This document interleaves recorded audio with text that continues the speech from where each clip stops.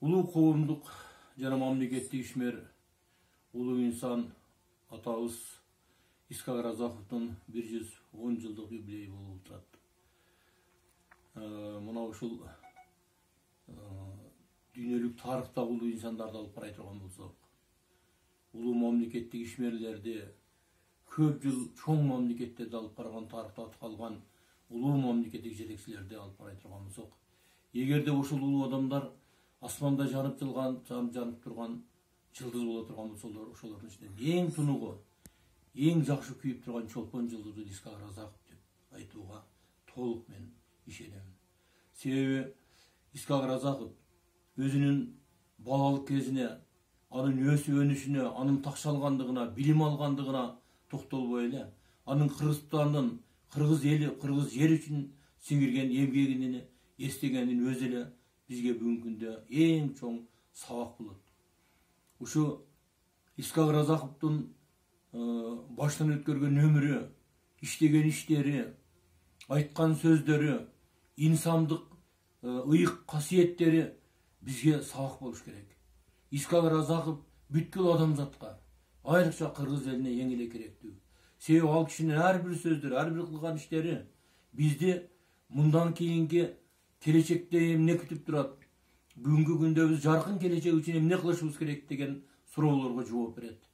Мына ушундай даяр көсөмдүн акыл эсин пайдаланбай, ошонун айткан ушкул сөздөрүн пайдаланбай, ошолорду хадис сыяктуу айтып коюп эле жүрөгүндө амал кылбаган исламий адамдар сыяктуу биз дагы Исхак Разаковдун ак ийилет бирок сынбайт,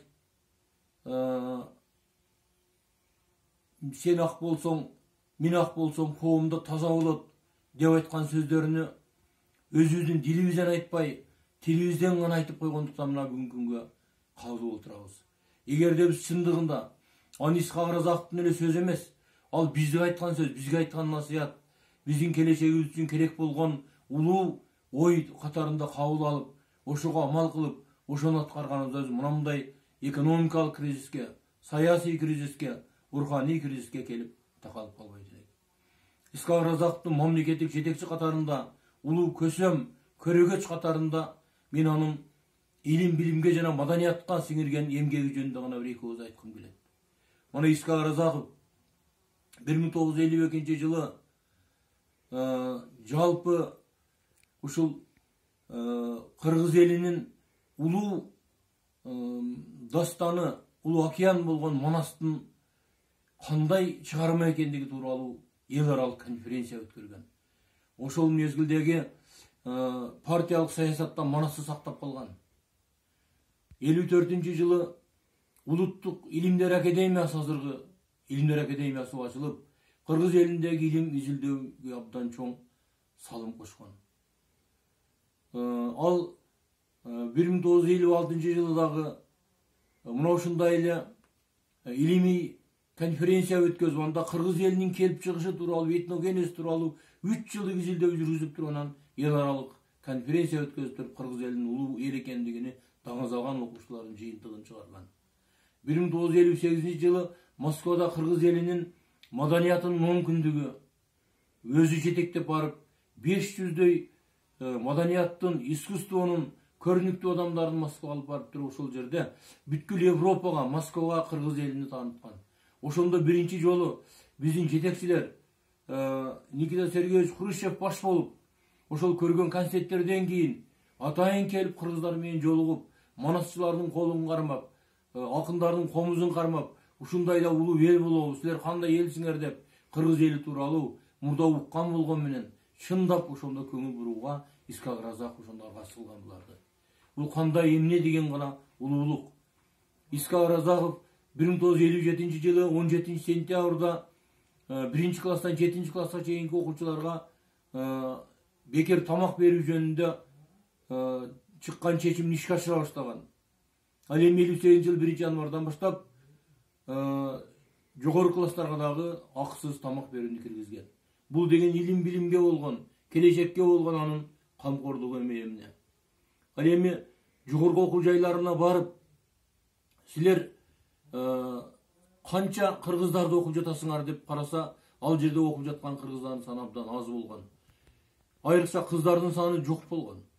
Натыйжада ал 8 жогорку окуу жайын ачып, ошонун ичинде алыскы райондордон айылдардан барган кыргыз кыз келиндери окубай жаткандыгын көрүп, аларга шарт түзүү максатында кыргыз кыз келиндер институтун ачып, ошондо биздин кыздар кыргыз кыз келиндери жогорку билимдүү болуп, эл чарбасынын эң көрүнүктүү жетекчилери болуп өсүп чыккан.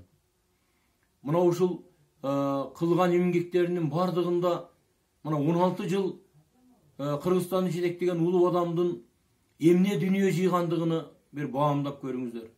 1961 жылы 8 майда түндө болгон Москвадан келген атайын заказ боюнча келип туруп аны улутчул деген ар кандай жалааларды жаап кызматтан алгандан кийин үйүнө барып, ал Москвага жөнөй турган болгон бир кичинекей кызмат берип, анан ал үй камагына алынып, Бишкектеги үйүн таштап Москвага көчкөндө кошулуп баргандар анын дүнүйөсүн көрөлүк десе, мен өзүмдүн дүнүйөмдү калтырып кетейин деп айткан. Көрсө, анын үйдө китепканасы бар экен. Мына ошол китепканадагы китептерини Республикалык борбордук балдар китепканасына өткөрүп берген бардыгыны. Андан башка эч кандай дүнүйөсү жашыкча кийим болгон эмес. Өзү ошол үй бүлөсү менен Москвага жөнөп кеткен. Бул кандай гана улуу инсандык, кандай гана чыныгы патриоттук адам болуп эсептелет. Ошо Искак Разаковдун ушул тагдырга мен чындыгында ушунчалык ичим ачышат. Айталы, Искактын жаш балалык мезгили Коросондо Ачы деген жердеги бир кичинекей бир аз гана кичинекей айылга жете турган бир булактын суусунун алдында өттү. Ал эми өспүрүм мезгили Тажикстанда, Өзбекстанда билим алды. Эмгегини Өзбекстанга 10 жыл иштеп, эң жогорку такталган мезгили Өзбекстанда өттү. Ал эми чыныгы жетилген эмгегинин бардыгы Кыргызстанга сиңирилди. Ал эми өмүрүнүн акырында анын кан сөл аралашкан денеси Москвада калды. Ал эми сөөгү 2000 жылы кайта Кыргызстанга келип коюлду. Ушинтип киндик каны бир жерде тамып, балалыгы башка жакта өтүп, өмүрү башка жакта өтүп, денеси башка жакта калып, сөөгү башка жакта, кандай эмне деген тагдыр. Ушундай улуу адамга ушундай да мамиле жасайбы? Мына Кыргызстандагы улуу биздин жетекчилер дагы ар кайсы жакта жүрөт. Султан сөөгүн кордобойт дейт. Бул жактан биз Искак Разаковдун эң акыркы мына ушул жерден дагы биз көп сабак алышыбыз керек дагы. Биз дагы өзүбүздүн султандарыбызды кордобошубуз керек. Ал эми бүгүнкү күндө биз ал Искак Разаковду үйрөнгөн жокпуз. Биз эми гана ооз эки айта баштадык. Биз Искак Разаковду окушубуз керек. Инсан таануу катарында окуп, үйрөнүп, анын тажрыйбасын колдонуп, анын айткан чыныгы учкул сөздөрдөгү насыяттарыны колдонмоюнча, ар бирибиз чыныгы жүрөгүбүздү кабыл алып, мына ошону өзүбүзгө жетекчилик алмайынча, эч качан Кыргыз эли, Кыргызстан эч жака өнүкпөйт. Мындай улуу адамды бизге Кудай берген.